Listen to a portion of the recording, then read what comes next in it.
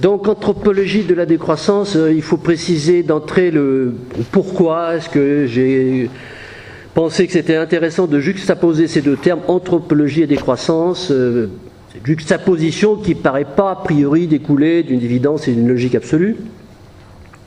Alors, si on a coutume de définir anthropologie comme une science située à l'articulation entre les différentes sciences humaines, les sciences naturelles, une science qui étudie l'être humain sous tous ses aspects, aspects physiques, culturels, comme le ferait une monographie, c'est-à-dire une étude détaillée qui se veut complète sur un sujet précis. Monographie en l'occurrence qui étudierait le genre homo, décrivant et analysant les faits anthropologiques, c'est-à-dire les faits caractéristiques de l'hominisation, de l'humanisation. Si cette démarche anthropologique semble donc a priori concerner exclusivement l'étude de l'espèce humaine, engager une telle démarche à propos d'un sujet économique peut donc paraître a priori quelque peu hétérodoxe, et pourtant. Pourtant, je vais me référer à deux grands penseurs de notre époque pour tenter de justifier mon approche anthropologique de la décroissance. Il s'agit tout d'abord de Claude Lévi-Strauss et ensuite de Nicolas Georgescu-Roegen, qui a priori ne semblent pas avoir grand-chose en commun. Le premier est un ethnographe bien connu, anthropologue, l'un des fondateurs du structuralisme, le fondateur du structuralisme. Le second, mathématicien économiste moins connu, et il est le fondateur, lui, de la science bioéconomique et accessoirement le père de la décroissance. Nous y reviendrons. Ce qui me semble rapprocher Lévi-Strauss et Roegen dans le cadre de notre propos, c'est que tous les deux fondent en grande partie leurs analyses sur l'importance fondamentale des mythes dans le comportement humain. Pour Lévi-Strauss, nous autres pauvres êtres humains, nous ne sommes pas autonomes, mais nous sommes agis par des mythes. Plus exactement, nos comportements mentaux sont conditionnés par un assemblage d'unités de base structurantes qu'il appelle les mythèmes, à l'instar par exemple de notre langage qui, lui, est structuré autour d'autres unités de base, les phonèmes. Pour Nicolas Georgescu-Roegen, de son côté, l'économie croissanciste n'est pas une simple opération technique extérieure à la condition humaine, un simple input et output de matière à l'intérieur d'une grosse machine technologique, mais c'est bien une activité indépendante et qui impacte la biologie, d'où l'émergence du concept de bioéconomie. Et pour relier son travail à celui de Lévi-Strauss, Roegen considère lui aussi dans le cadre de la mise en œuvre de son activité économique que l'homme est agi par des mythes, idée qu'il a d'ailleurs abondamment détaillée et explicitée dans son ouvrage Energy and Economic Myths, les mythes économiques et énergétiques. Alors, vu sous cet angle, la décroissance, mais également la croissance, puisqu'on ne peut pas parler de décroissance sans parler de croissance, les deux notions n'étant finalement que les deux versants d'une seule et même montagne, plissement humain, fondamentalement dépendant de la géologie. Nous y reviendrons aussi. Donc, vu sous cet angle, la croissance-décroissance est constitutive du comportement de l'homme moderne, régissant aussi bien ses aspects biologiques, physiologiques, sociaux, religieux, psychologiques, géographiques. Et donc je pense qu'à ce titre, il peut, la croissance-décroissance, et doit être étudié d'un point de vue anthropologique. En termes plus triviaux, nous dirons qu'il y a finalement, on pourrait dire qu'il y a finalement assez peu de différence entre la structure de pensée de l'Indien Bororo du Mato Grosso, étudié par Lévi-Strauss en 1932, et celle de l'Homo economicus, étudiée par Roegen plus récemment.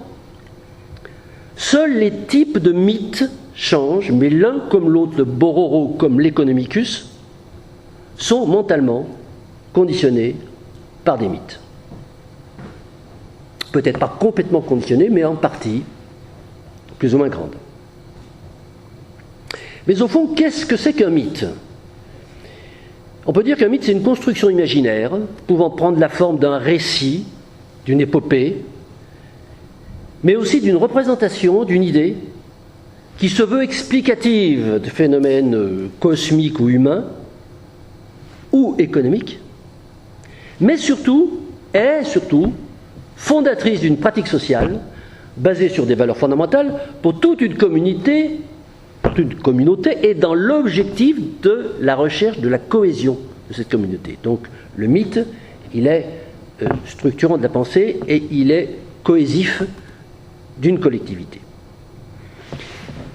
Le mythe, à l'origine, bon, il est diffusé par l'oralité, il est porté par la tradition orale, mais dans le monde moderne, il est véhiculé, ou plutôt initié, par bien d'autres vecteurs plus technologiques, même si la résultante finale, c'est toujours, bien sûr, la chose parlée.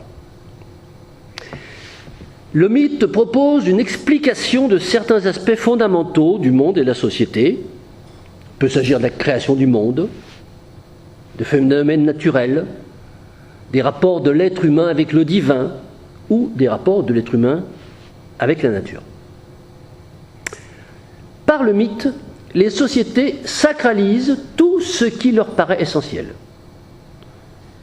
D'ailleurs, cette relation permanente du mythe avec le sacré a été soulignée par tous les anthropologues. Nous verrons comment ça peut se traduire, se décliner au niveau des mythes modernes.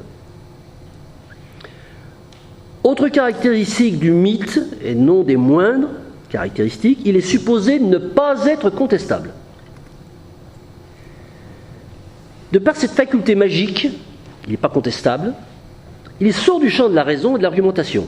Et si dans les sociétés anciennes, la contestation du mythe était freinée uniquement par la pression sociale, dans nos sociétés modernes, la tentation de l'action législative apparaît parfois, cherchant à empêcher purement et simplement la contestation argumentée du mythe, en exerçant la violence légale sur le contradicteur.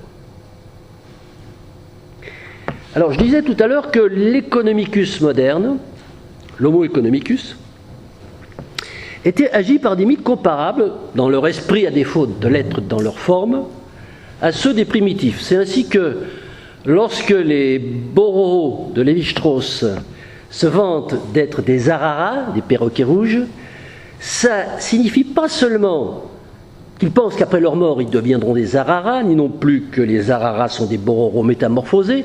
Ça signifie que les Bororo pensent qu'ils sont bien actuellement des araras, des perroquets rouges, exactement comme si une chenille disait qu'elle est un papillon.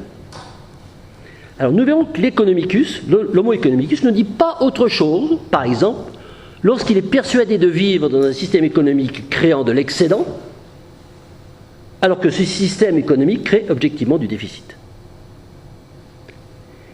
Mais n'anticipons pas trop, commençons par le commencement de mon exposé.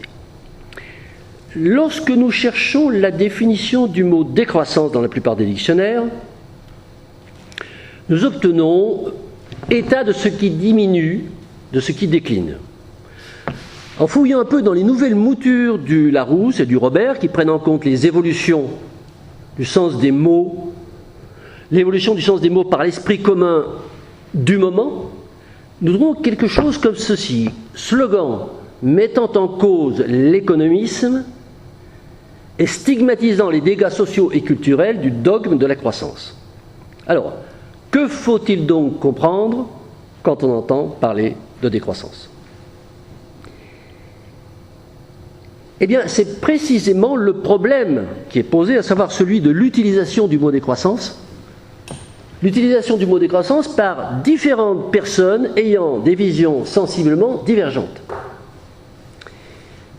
Personnellement, je pense qu'il faut se baser, partir en tout cas, de la définition initiale et étymologique, sans tenir compte des acceptions évolutives dictées par les mouvances du moment, plus ou moins influentes sur le plan médiatique ou autre plan politique. La décroissance, c'est donc bien la situation, l'état de quelque chose qui diminue. Le terme décroissance ayant pour synonyme déclin, diminution. Et donc les acceptions qui ont été imposées ou suggérées par un certain nombre de mouvances politiques sont des acceptions qui ne sont pas conformes à la définition initiale du mot. La décroissance n'est pas une idéologie ni une option philosophique, c'est bien au contraire la réalité physique constatable d'un système qui décroît. Il apparaît que le concept de décroissance, ainsi défini, impacte la collectivité humaine en la fractionnant entre plusieurs groupes de pensée qui me semblent pouvoir être classifiés en 5 catégories. En premier lieu, il y a ceux qui sont étrangers à la décroissance, puisque j'ai dit tout à l'heure qu'on ne pouvait pas parler de la décroissance sans parler de la croissance, qui sont les deux versants finalement d'une même altération. Il s'agit naturellement des promoteurs, des zélateurs, des adorateurs de la croissance, les croissancistes, que je nomme également les croyants religieux. Ils représentent l'immense majorité de la population. La deuxième catégorie, c'est les objecteurs de croissance, ceux que je nomme également les anticléricaux activistes. Cette appellation d'objecteurs de croissance évoque volontairement celle d'objecteurs de conscience, désignant ceux qui s'opposaient à l'obligation du service militaire. Et par analogie, les objecteurs de croissance prétendent s'opposer à l'obligation de la croissance.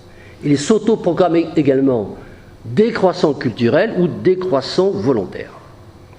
La troisième catégorie la plus récente, c'est celle des effondristes ou collapsologues ou collapsologistes, dont le nom peut faire peur, mais dont nous verrons que d'ensemble, ils sont plutôt gentils, mis à part quelques-uns plus méchants. La quatrième catégorie est composée de ceux que j'appelle les agnostiques inquiets. L'agnostique étant une personne qui ne croit pas à ce que croit le croyant, mais qui n'est pas pour autant convaincu que le croyant se trompe en croyant ce qu'il croit. En conséquence, l'agnostique attend d'avoir les éléments scientifiquement objectivement prouvés, avérés, des preuves factuelles, pour décider de croire ou de ne pas croire. Mais ces agnostiques sont néanmoins inquiets parce que la survenue putative de la décroissance leur apparaît comme quelque chose de passablement néfaste. Ils recouvrent, grosso modo, l'ensemble disparate de la mouvance de l'écologie politique, que je nomme également imposteurs de la décroissance, notamment pour ce qui concerne leur faction des décroissants technocrates, nous y reviendrons. Enfin, cinquième et dernière catégorie, les athées constructivistes, que je dénomme également résilients politiques. Avec le terme d'athée, nous franchissons un pas significatif par rapport au credo croissanciste. Ces athées, en effet, sont des gens qui ne croient pas à la durabilité de la croissance et, par voie de conséquence, sont convaincus de l'inéluctabilité de la décroissance à plus ou moins long terme. Par ailleurs, je les qualifie de constructivistes parce qu'en réponse à cette inéluctabilité de la décroissance, de cette décroissance annoncée, ils entreprennent d'imaginer les contours d'une organisation socio-économique qui pourrait l'accompagner, cette décroissance.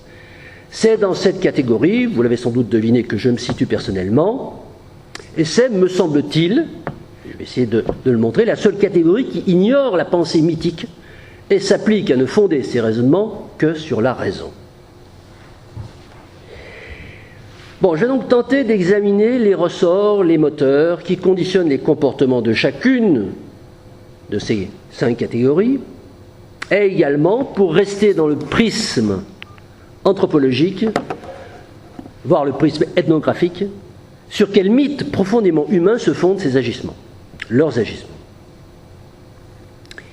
Tout d'abord, première catégorie, les adorateurs de la croissance, que je dénomme également croyants religieux.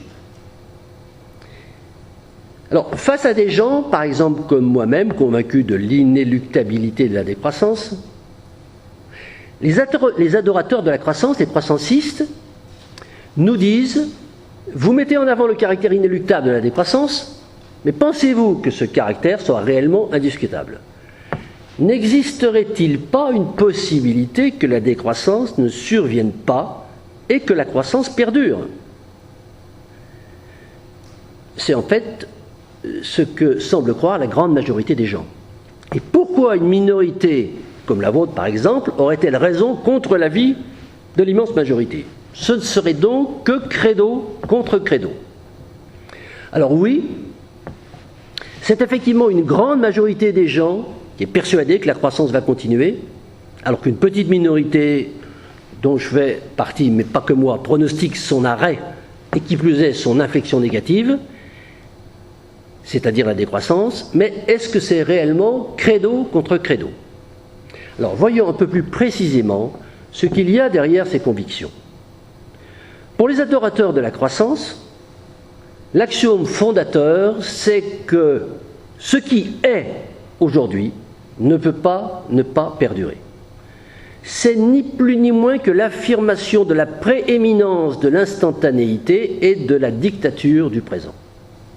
À l'inverse, la position des croyants en la décroissance, des convaincus de la décroissance, se base sur un catalogue détaillé de faits incontestables et en premier lieu sur le fait avéré que les ressources énergétiques et minérales qui permettent la croissance, les ressources énergétiques minérales finies qui permettent la croissance, n'existent qu'en quantité limitée et que leur extraction est vouée à diminuer, amorçant ainsi ce qu'on appelle la déplétion des ressources naturelles finies.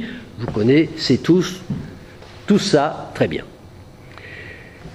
Nous disposons aujourd'hui d'une évaluation assez précise, vous le savez, des réserves encore disponibles de charbon, gaz, pétrole, et personne ne conteste plus que d'ici un certain nombre d'années à préciser, parce que ça dépend effectivement de la rapidité avec laquelle on va puiser dedans, il va y avoir un assèchement. A contrario, et c'est un des arguments mis en avant par les croissancistes, ils disent qu'il existe des ressources qui sont renouvelables, essentiellement le bois, plus globalement la biomasse. Mais les lois physiques, mais il ne faut pas oublier que les lois physiques, et il faut leur rappeler, que les lois physiques nous imposent de ne pas exploiter cette biomasse au-delà de son taux de renouvellement annuel, et que dans son intégralité, elle ne peut pas être en mesure de fournir à elle seule le carburant nécessaire au maintien de l'activité économique telle que nous la connaissions aujourd'hui.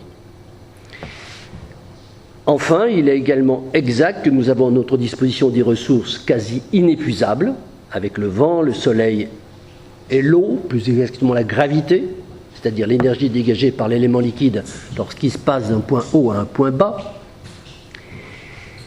Mais leur rendement énergétique est très faible par rapport à celui des ressources finies comme les hydrocarbures, et rien ne permet aujourd'hui d'envisager qu'elles puissent un jour les remplacer à l'identique.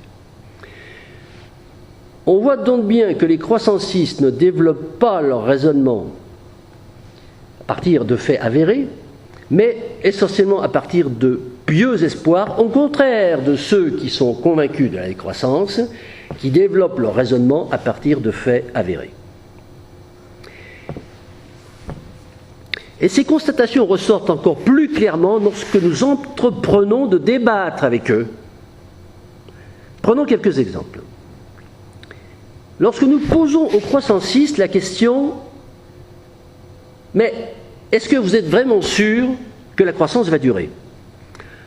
Leur réponse se base pratiquement toujours sur de simples ressentis, ce qui est contraire aux lois fondamentales du débat, ce débat perdant ainsi l'essentiel de sa pertinence et se terminant généralement par une fin de non-recevoir du style et puis c'est comme ça, et parce que ça a toujours été comme ça, que l'homme a toujours progressé.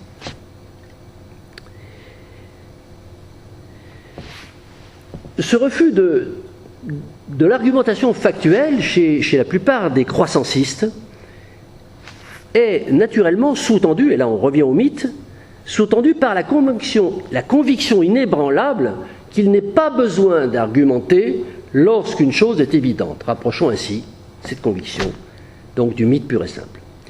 Pour catégoriser encore un peu plus ces croissancistes, nous pourrions être tenté de dire qu'au plan politique, il existe une forte identité entre eux et ceux qu'on appelle les néolibéraux, mais la vérité nous impose d'observer qu'ils ne sont pas les seuls à prôner et à croire fermement aux vertus de la sacro-sainte croissance. Car il existe une regrettable schématisation dans les idées, notamment chez les gens de gauche et chez les objecteurs de croissance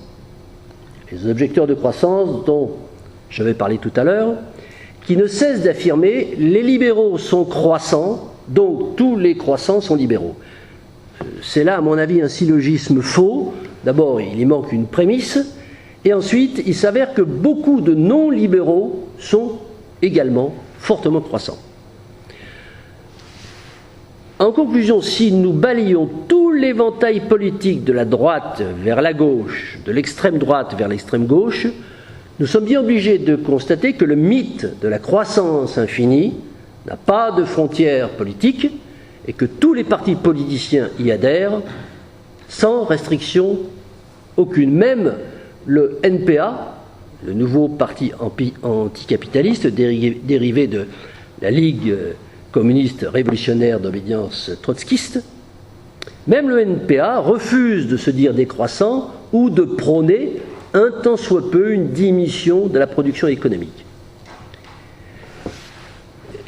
C'est d'ailleurs parfaitement logique puisque nous avons vu tout à l'heure que l'homme de la rue croit de façon religieuse à la croissance et que cette conviction se retrouve tout naturellement à l'identique au sein de l'ensemble des partis politiques qui représentent l'éventail.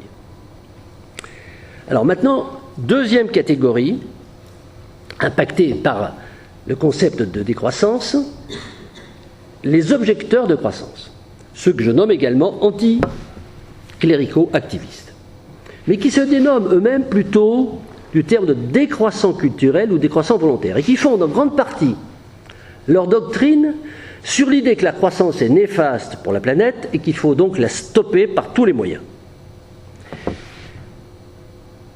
Ces décroissants culturels, volontaires, sont en recherche permanente de multiples raisons de décroître.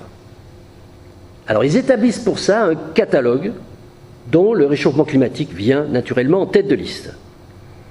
Alors tout d'abord, il convient de rappeler, et ça est très important pour la rigueur du débat, qu'un réchauffement climatique putatif, de nature anthropique ou pas, c'est-à-dire issu de l'activité humaine, anthropique ANTH, ne constituerait pas une menace pour la planète. Il y a une confusion pernicieusement entretenue par certains et qu'il faut définitivement lever, savoir que la planète ne peut pas être mise en danger par l'action de l'homme, même dans le cas d'une modification considérable du climat provoquée par lui. C'est l'homme qui peut avoir un problème, pas la planète. Le problème avec cette affaire du réchauffement climatique, c'est le risque de confondre la cause avec le symptôme. Car le réchauffement climatique, dans la mesure où il existe, on va partir du principe qu'il existe, de façon incontestable, et où il est globalement néfaste à la vie de l'espèce humaine de façon également incontestable, ce réchauffement climatique n'est qu'une externalité négative du système de production croissanciste. Il n'est pas un élément fondateur de l'existence du système croissanciste. Donc lutter contre le réchauffement climatique, dans la mesure où ce réchauffement climatique n'est pas contestable et qu'il faut lutter contre lui, c'est bien, mais ce n'est pas objecter la croissance, au sens de chercher à extirper ses racines. Un deuxième problème avec les objecteurs de croissance concerne la démographie. La démographie qui entre en ligne de compte, comme vous le savez, dans le calcul de l'empreinte écologique, dans la mesure où s'il y a moins d'individus sur le territoire considéré sur lequel on fait les calculs, on va avoir, par l'application d'une simple règle arithmétique, une empreinte écologique plus basse. Donc, une diminution de la démographie, de façon mathématique, fait diminuer l'empreinte écologique. Or, très bizarrement, mais on va voir qu'en fait, il y a au moins deux explications, en forme de mythe d'ailleurs, à cette bizarrerie. Les objecteurs de croissance ne s'opposent pas à l'accroissement de la population mondiale, et ils sont même partisans d'un maintien de la situation, du taux de natalité actuel, dans les pays développés ou d'ailleurs dans les pays en voie de développement.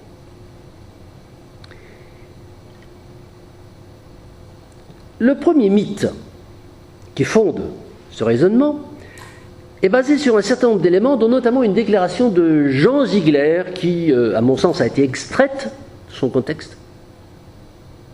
Jean Ziegler, intervenant dans le cadre du mouvement contre la faim dans le monde, avait en effet un jour déclaré « Il y a aujourd'hui assez de nourriture pour nourrir tout le monde sur cette terre ».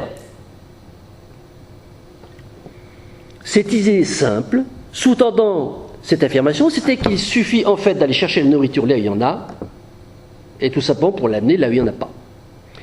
Bon, ce raisonnement procède d'un calcul extrêmement théorique, alors un calcul qui revient à évaluer la quantité de nourriture globalement produite dans le monde, d'un côté, la multiplier par un nombre moyen de calories au kilo, évaluer ensuite le nombre de calories nécessaires à chaque individu pour ne pas mourir de faim, c'est-à-dire environ 2200 calories par jour, et puis ensuite diviser le premier chiffre par le nombre d'habitants de la planète, et obtenir ainsi un résultat supérieur à 2200 calories, et en conclure que c'est donc possible. Bien évident que cette arithmétique sommaire ignore un nombre considérable de paramètres et de variantes aléatoires, dont il serait trop long ici de faire l'inventaire, et je ne suis d'ailleurs pas du tout certain que Jean Ziegler, quand il a prononcé cette phrase, sous-entendait qu'on pouvait continuer à enfanter sans limitation sur la Terre en application de cette équation rudimentaire.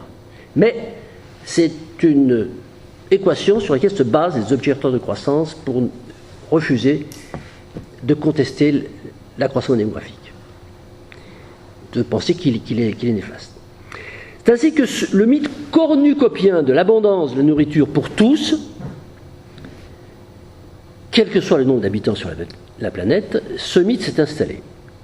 Ce mythe est consolidé par un deuxième élément qui concerne la vision que les objecteurs de croissance ont de la future agriculture.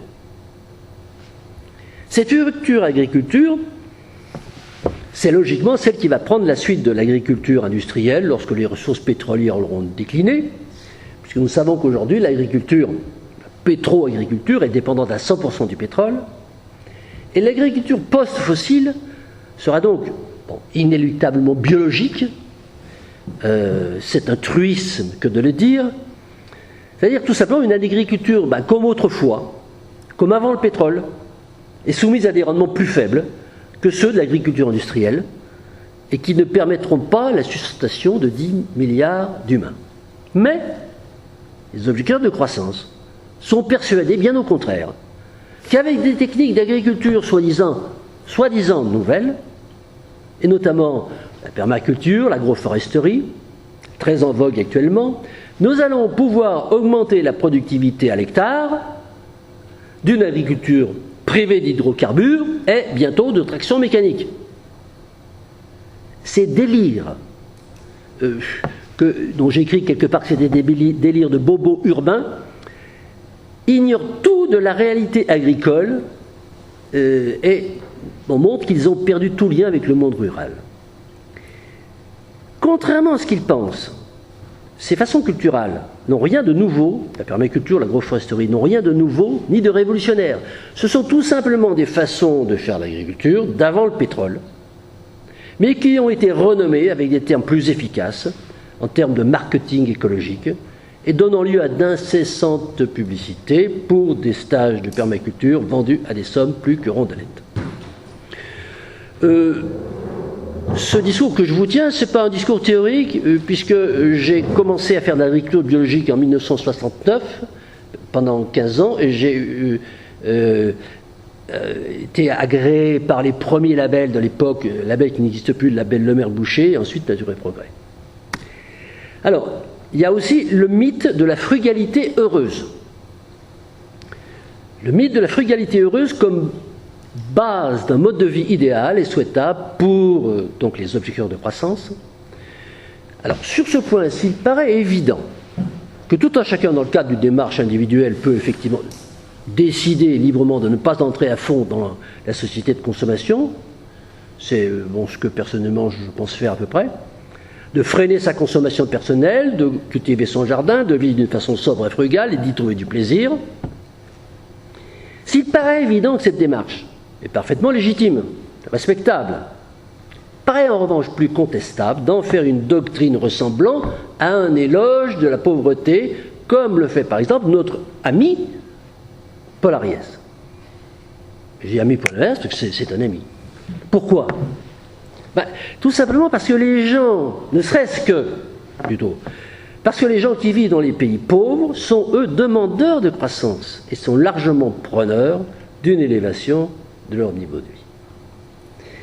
La question des relations nord-sud est également très présente dans l'argumentaire des décroissances culturelles. La décroissance, s'il était installé, selon eux, ferait cesser l'emprise coloniale des pays riches sur les pays pauvres et le pillage de leurs ressources, que bien entendu nous contestons et qui nous révolte. Mais en réalité, y a-t-il un lien entre ces deux idées? La réponse, objectivement, est non. Il n'y a aucun lien, car la décroissance, le déclin industriel des pays riches devrait au contraire rapprocher progressivement le niveau de vie des pays du Nord du niveau de vie des pays du Sud. De ce point de vue, on ne voit pas quelles sont les raisons qui feraient qu'une décroissance industrielle au Nord pourrait favoriser l'aide aux pays du Sud, bien au contraire.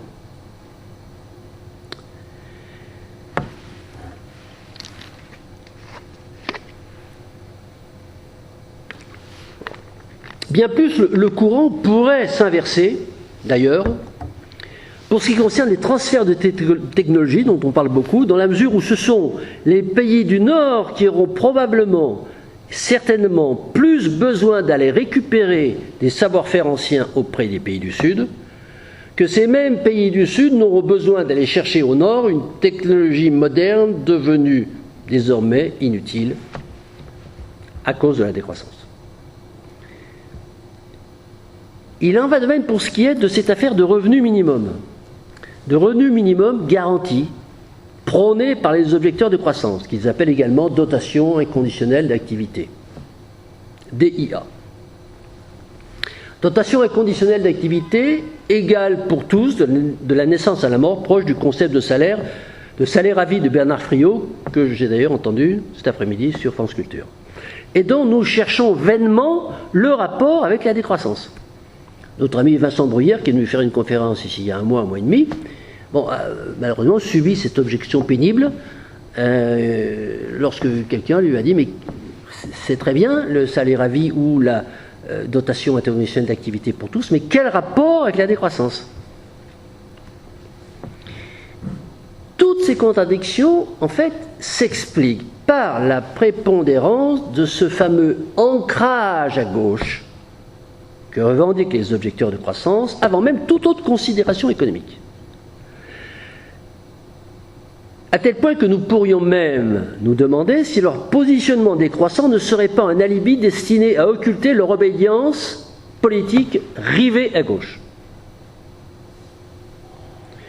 Un de leurs livres collectifs, co-signé notamment par Paul Ariès, Michel Lepezan, Serge Latouche, Jean-Luc Pasquinet, etc., s'intitule même « Notre décroissance n'est pas de droite ».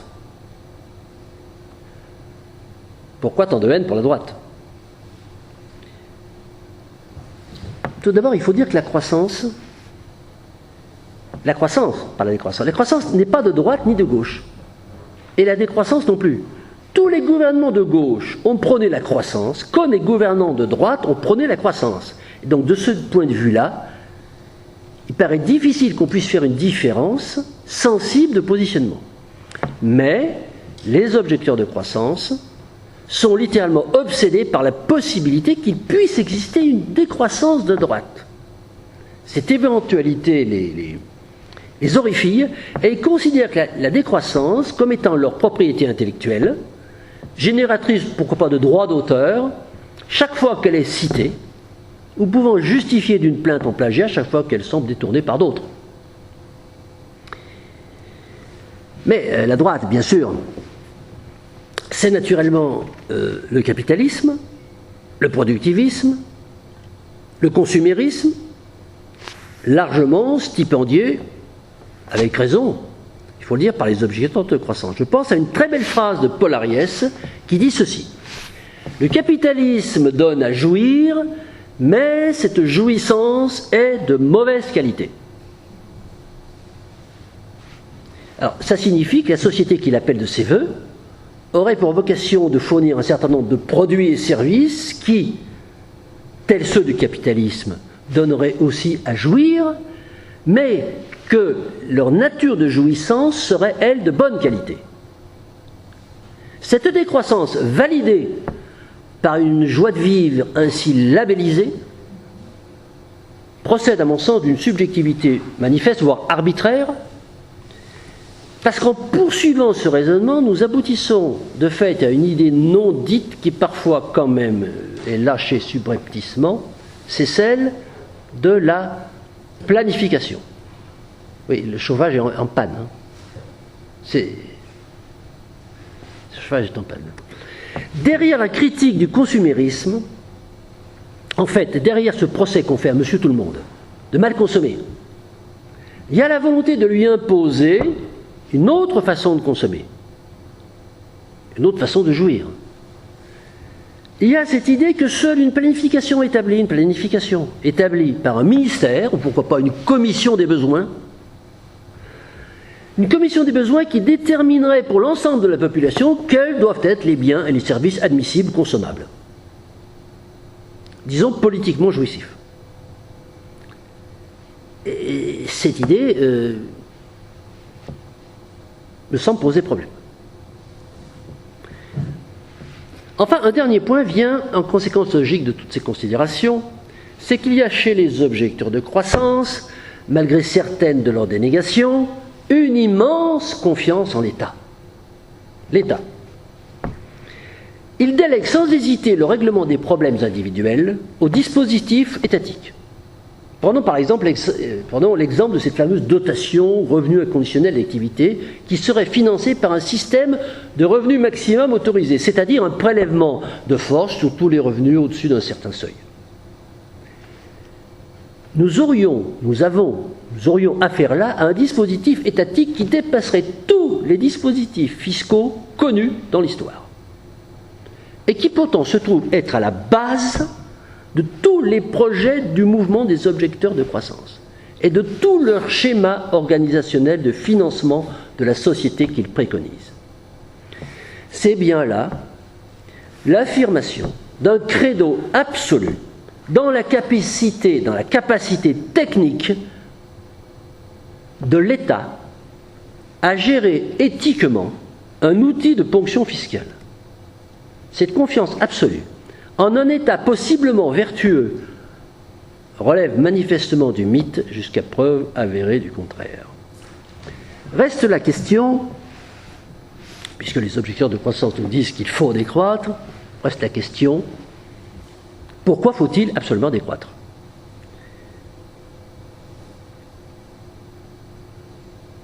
En effet, pourquoi faudrait-il absolument décroître dès maintenant si, de toute façon, les lois de la physique nous amènent obligatoirement et rapidement à décroître?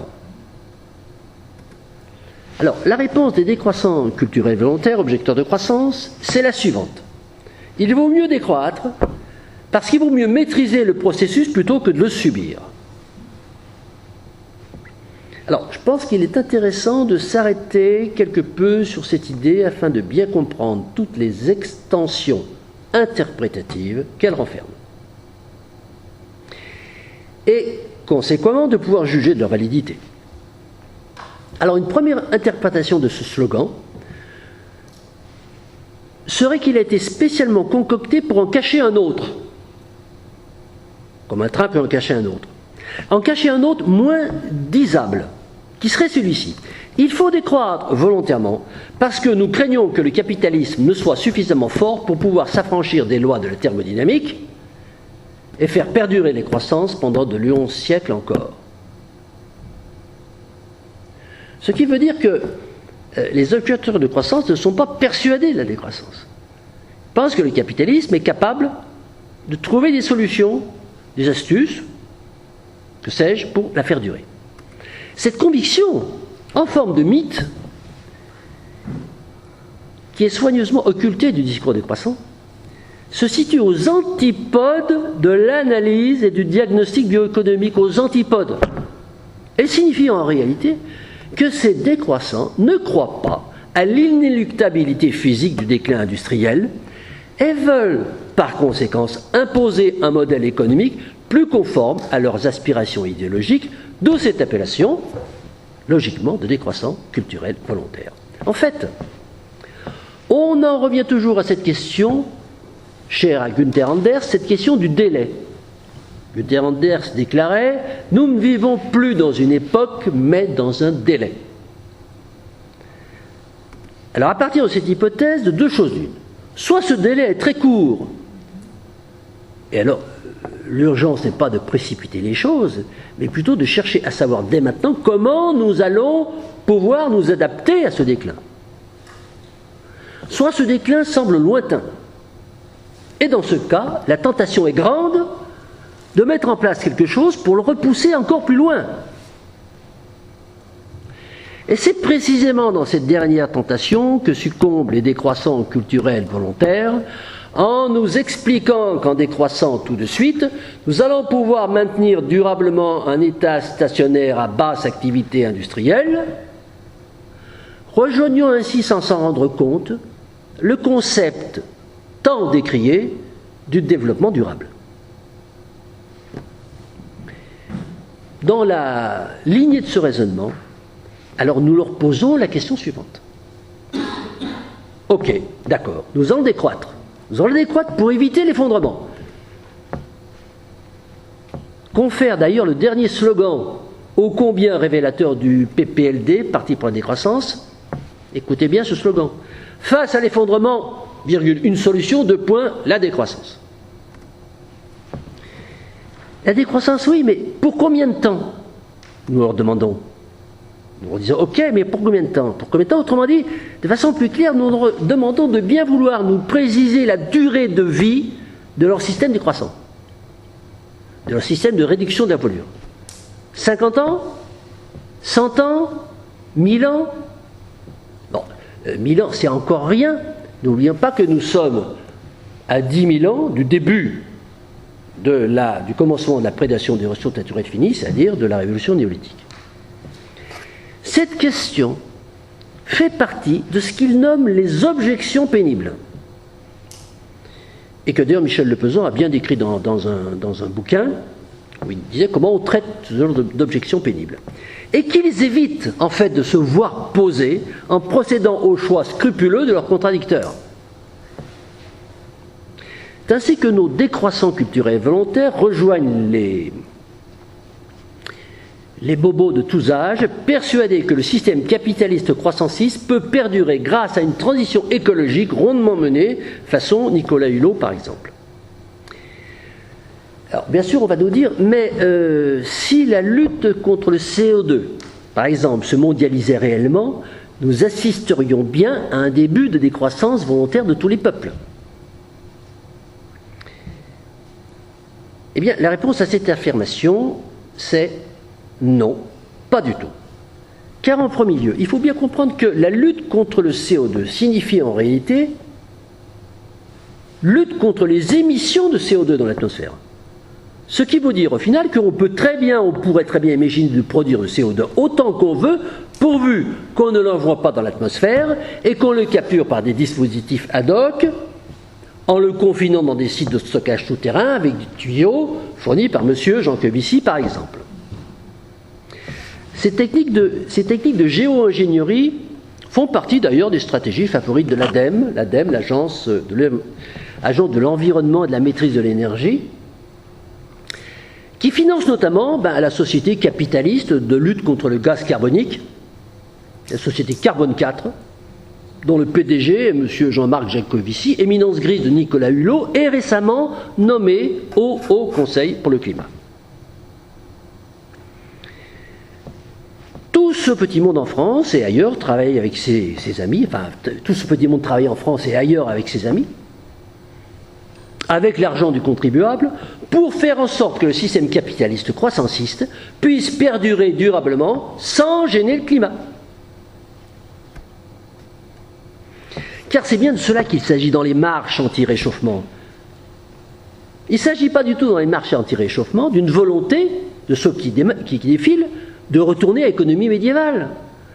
Et encore moins une volonté de retourner au mode chasseur-pêcheur-cueilleur qui, entre nous se dit, constitue pourtant jusqu'à aujourd'hui le seul système économique durable connu et vérifié à l'infini.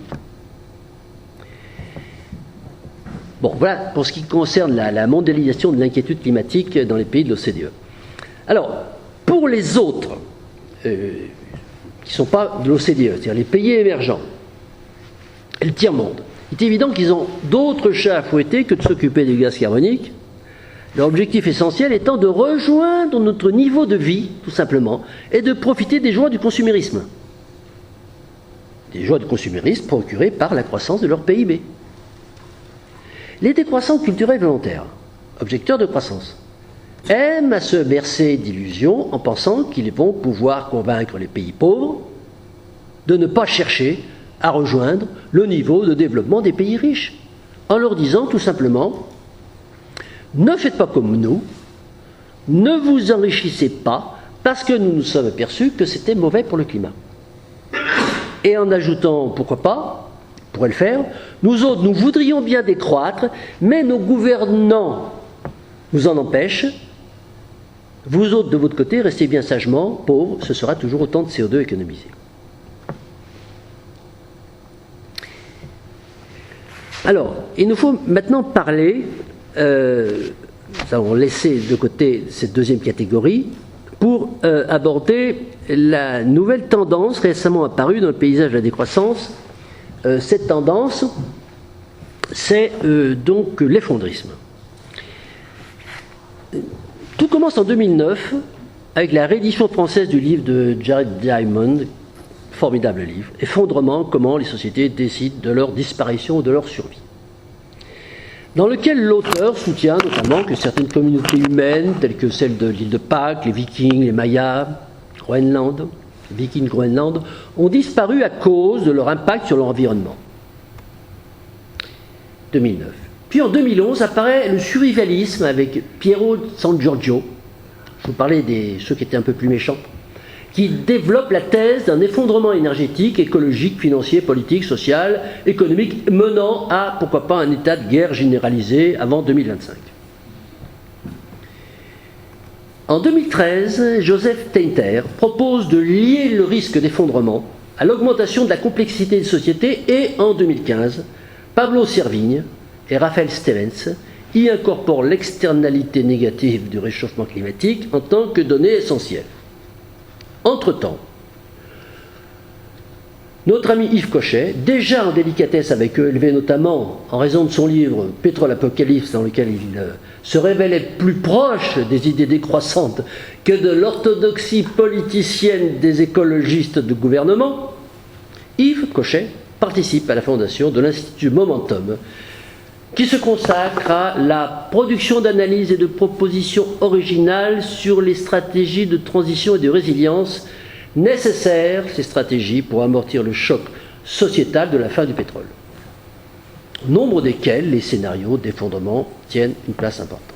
Enfin, Vincent fonde à Lyon, Vincent Mignereau, que je salue, l'association Adrastia, qui propose des échanges d'informations et de compétences sur l'hypothèse de l'inéluctabilité du déclin, j'arrive jamais à le dire, voire d'un effondrement de la société thermo-industrielle à court terme, avec une approche visant à préserver les meilleures conditions de vie possibles pour le plus grand nombre. Alors, toutes ces mouvances, proches les unes des autres, ont depuis plusieurs années maintenant sensiblement est un euphémisme, modifié le paysage de la décroissance.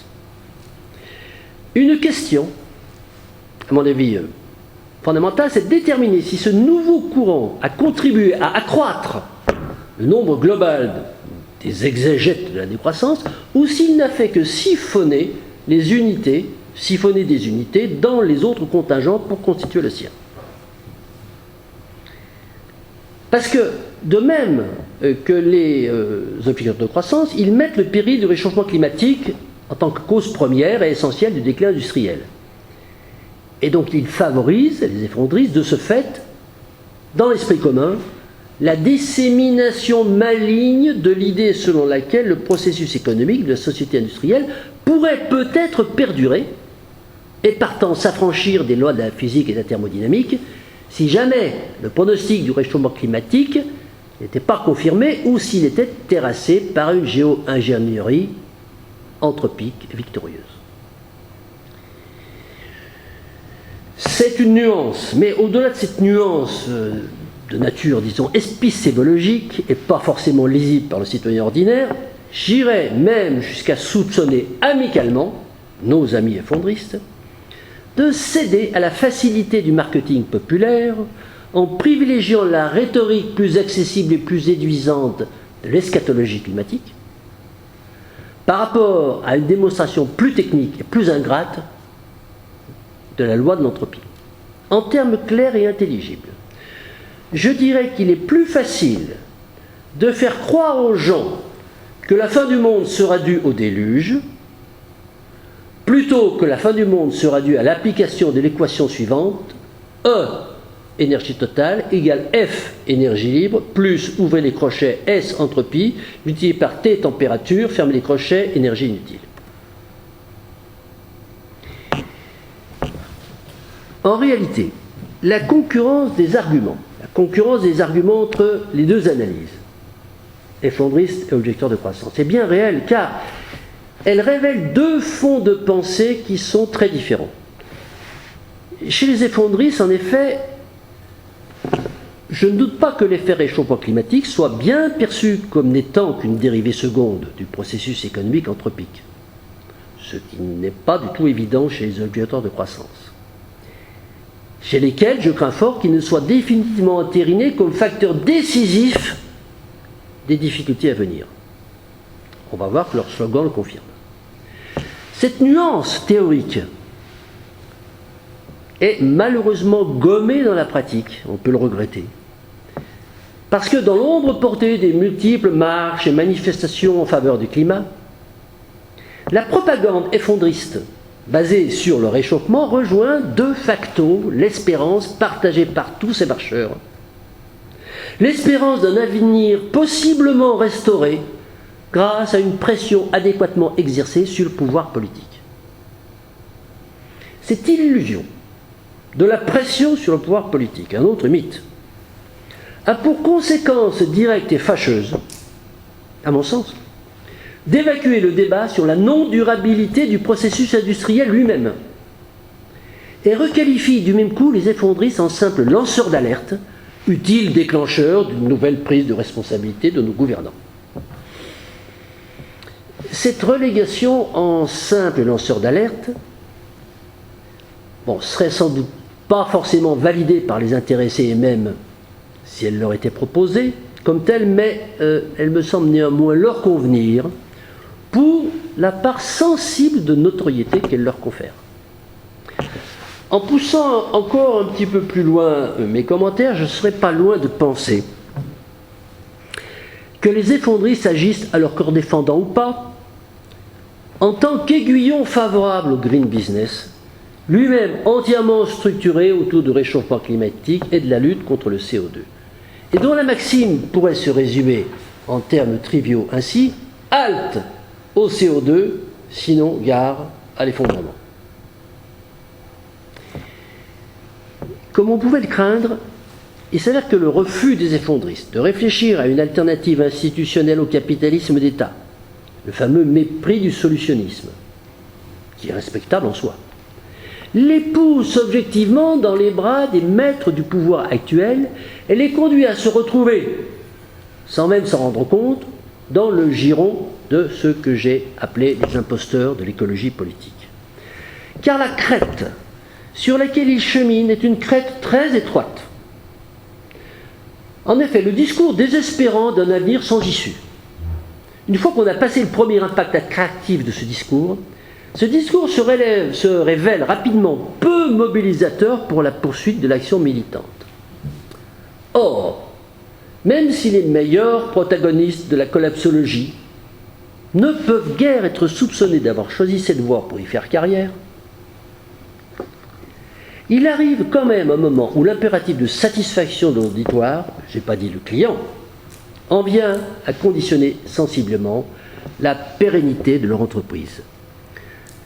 Après avoir fait la démonstration de l'inéluctabilité de l'effondrement, il se trouve alors, avec justesse, il se trouve alors placé devant une obligation de choisir une suite à donner à ce raisonnement, effondrement et après. Et cette suite devra obligatoirement revêtir, selon le cas, soit un aspect de nature politique, soit un aspect de nature spirituelle, chaque versant de cette crête étroite me paraissant être exclusif l'un de l'autre. Ayant bien conscience que rester sur la ligne étroite du prosélytisme collapsologique serait synonyme de choisir délibérément une propagande pour la résignation philosophique à une mort programmée, les effondristes sont aujourd'hui partagés entre deux injonctions contraires. La première, celle du spiritualisme adaptatif, et la deuxième, celle de la transition volontariste. Ce double bind, cher à Bateson et à Girard, les conduit à hésiter sans cesse entre l'action contre les émissions de CO2 au niveau de la collectivité et le conseil en développement personnel au niveau de l'individu. Sans aller jusqu'à dire que cette dualité, difficile à assumer, pourrait les entraîner vers une schizophrénie de type Palo Alto, je contenterai de constater que l'association de ces deux pulsions ne facilite pas la cohérence de leur action.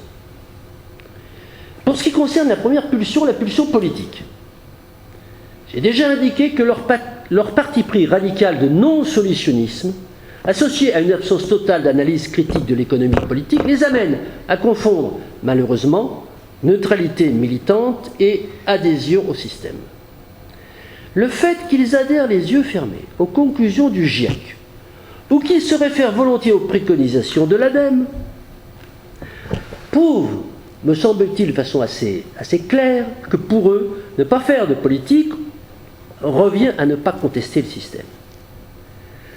Pour ce qui concerne leur deuxième pulsion, la pulsion spiritualiste, il me semble que c'est une voie sur laquelle ils devraient se concentrer exclusivement et qui serait de nature à apporter un soutien psychologique utile à tous ceux qui sont engagés dans la construction d'une alternative institutionnelle adaptée à la gestion du déclin économique inéluctable.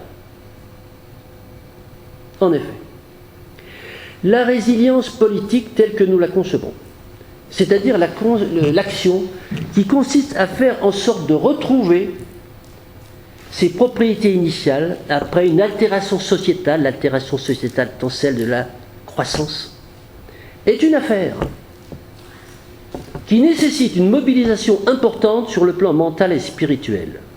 Cette écologie de l'esprit, consubstantielle à l'écologie du milieu naturel, est un domaine vierge à défricher, et les effondristes me paraissent les plus aptes à prendre en charge l'immense chantier visant à couvrir les besoins en accompagnement psychologique des individus confrontés à la nécessité de rectifier leur ligne de mire croissanciste en ligne de mire décroissanciste. Car les constructivistes politiques, dont accessoirement je fais partie, sont bien conscients que la mise en place d'une nouvelle organisation collective passe aussi par un travail sur le fonctionnement mental de chaque individu et que de ce point de vue, les sciences sociales peuvent utilement servir l'économie politique. Reste maintenant à savoir ce que nous, décroissants culturels, aujourd'hui face à ce nouveau venu, qui a siphonné en partie leurs unités, et qui semble chasser sur leur terre, c'est-à-dire sur la modélisation de l'imaginaire. Car comme je le laissais entendre tout à l'heure, si les effondristes ont certainement amené de nouveaux individus à engager une réflexion sur leur avenir, ils ont aussi et surtout récupéré une bonne partie des décroissants culturels volontaires objecteurs de croissance, au point qu'on vient à se demander si ces derniers existent encore aujourd'hui. La preuve, c'est que les premiers à se poser cette question sont les intéressés eux-mêmes. à force de séminaires et de colloques dont les titres se passent de commentaires. Écoutez, pourquoi avons-nous échoué à construire un mouvement de la décroissance? Point d'interrogation. Séminaire Leipzig. Ou encore, quelle réponse les décroissants peuvent-ils apporter face à l'effondrement? Quelle réponse les décroissants peuvent-ils apporter face à l'effondrement? Voilà les questions que se posent aujourd'hui les objecteurs de croissance. En réalité, les décroissants culturels volontaires ne font que récolter ce qu'ils ont semé depuis les années 2000, en pensant pouvoir s'ériger en seul dépositaire du label de la décroissance et conserver indéfiniment le monopole de la définition du terme. Car ce positionnement de chapelle fermée et ostracisante leur vaut aujourd'hui d'être délaissés par nombre de militants au profit d'autres approches, et notamment de celle des effondristes. C'est ainsi qu'ayant perdu le monopole du dogme latouchien de la colonisation de l'imaginaire, ils ont également perdu le dogme tout court de l'ancrage obligatoire à gauche, balayé qu'il est aujourd'hui par le positionnement résolument non politicien des effondristes. Le résultat de cette déconfiture, c'est la récupération de leurs miettes par le parti politique de la France insoumise, concrétisée par la mise en chantier du fameux programme dit éco-socialiste. Quant à leur département alternative concrète, il est battu en brèche aujourd'hui par des mouvements plus citoyens qu'eux, comme par exemple les colibris. Le MOC, Mouvement des objecteurs de croissance, de Michel Lepezan, et le PPLD, Parti pour la décroissance, de Vincent Liéger, ont donc été liquidés et remplacés par une maison commune de la décroissance dont nous a parlé un petit peu Vincent Bruyère il y a un mois, qui n'existe réellement que sur Internet. C'est ainsi que l'avenir des disciples de Serge Latouche dépendra, à mon avis, de leur capacité à sortir, sur le plan de l'analyse politique, de leur dogmatisme de gauche, et sur le plan de l'analyse économique, de leur obsession de la décroissance volontaire comme seule décroissance recevable. En réalité, ils ont déjà perdu la guerre de la décroissance, car la plupart des militants ont aujourd'hui intégré son caractère inéluctable, le caractère inéluctable de la décroissance, et s'intéressent plus aux dispositifs adaptatifs à mettre en œuvre pour optimiser sa gestion qu'aux moyens aléatoires susceptibles de hâter sa survenue. Pire encore, le discours catastrophiste qu'ils avaient toujours rejeté se révèle aujourd'hui comme celui qui fait recette. Je me souviens d'une interview de Vincent Liéger il y a 5 ou 6 ans. Une interview vidéo dans le cadre de la série de maladies de croissance que j'avais réalisée sur les ténors de la décroissance, à qui je demandais: vous qui vous présentez comme ayant été amené à la décroissance par les travaux de Nicolas Georgescu-Royen, pourquoi ne parlez-vous pas ou très peu du pic pétrolier dans les conférences du PPLD? Et Vincent m'avait alors répondu: nous avons cessé de le faire parce que nous nous sommes aperçus que cela faisait fuir les militants.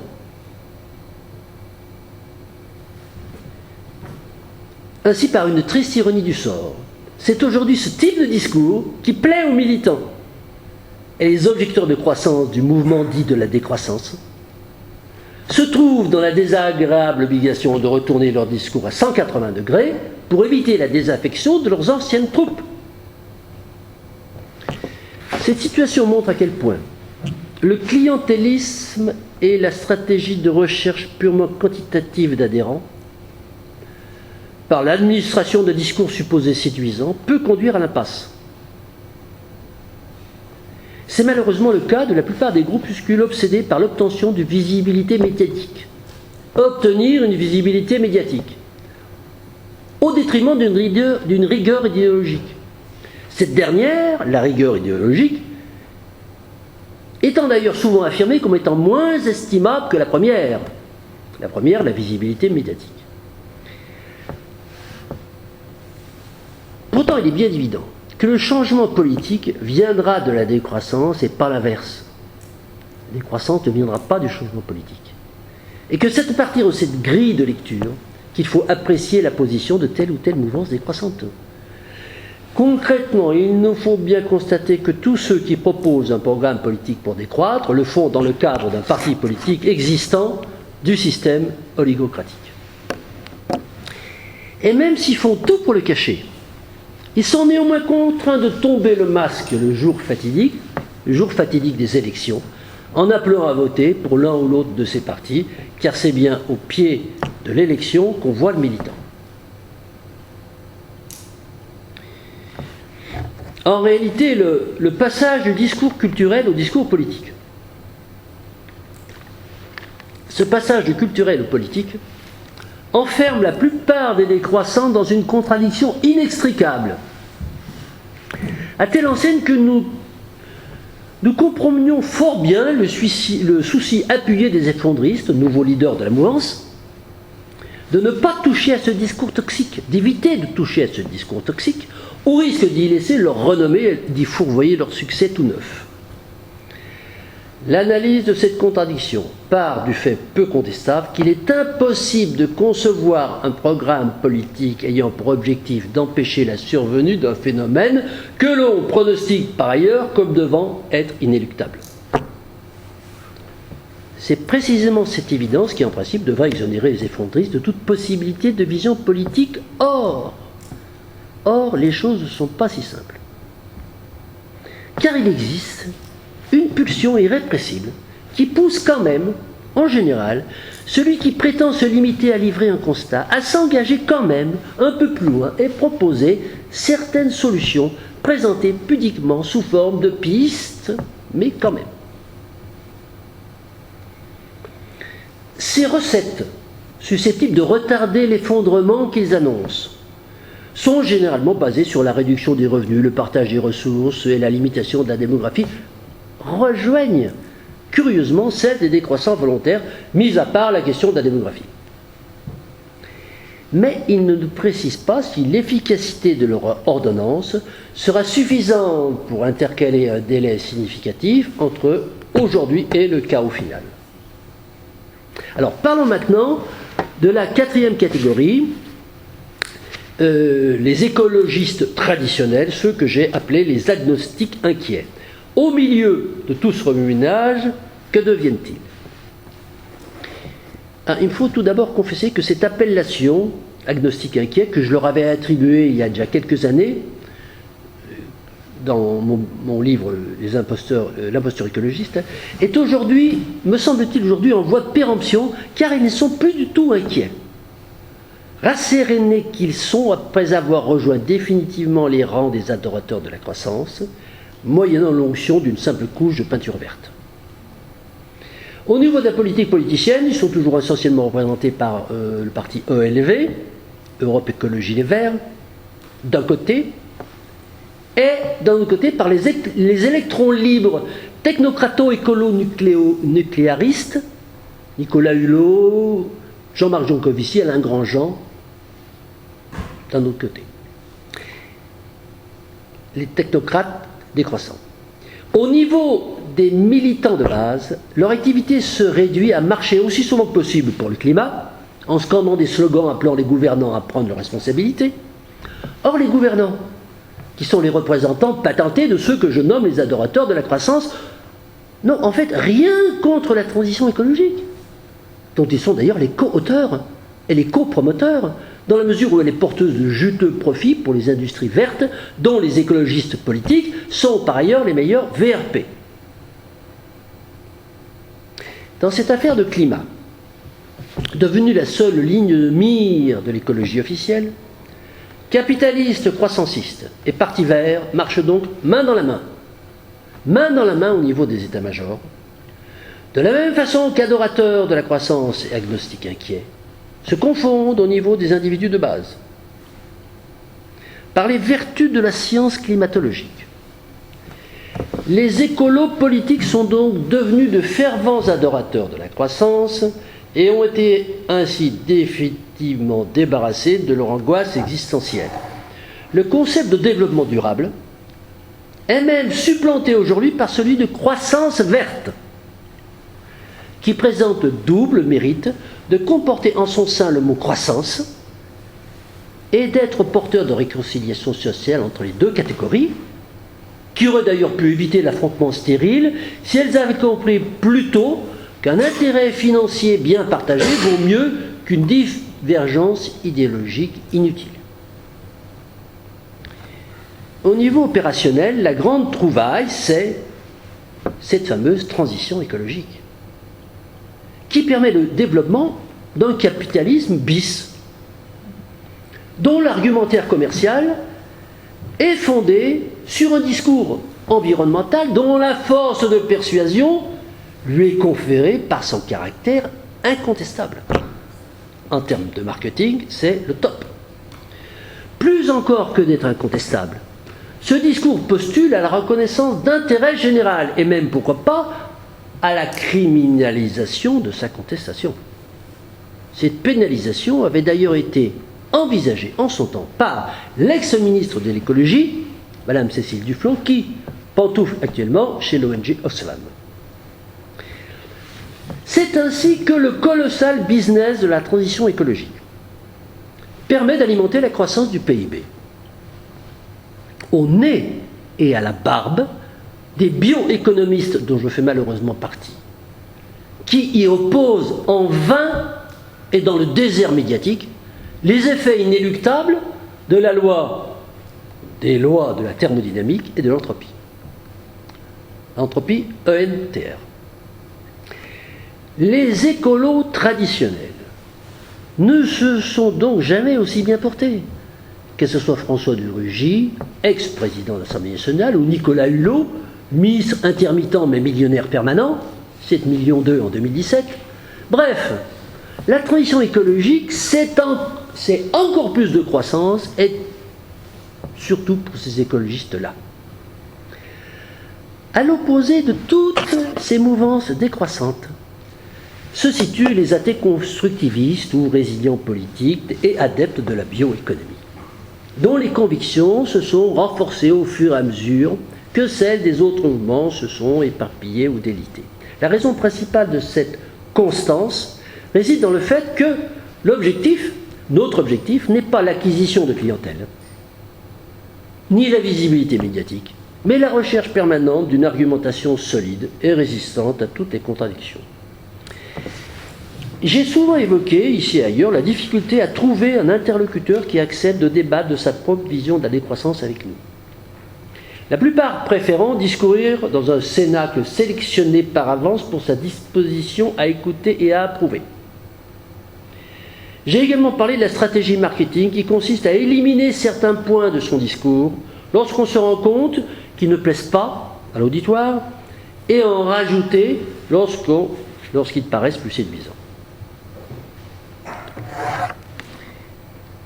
Cette technique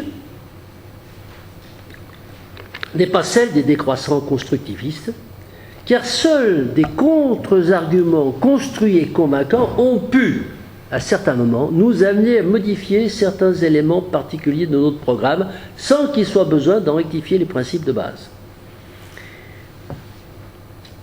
Le premier principe, implicitement contenu dans le terme athée, c'est celui de la non-croyance définitive en la croissance.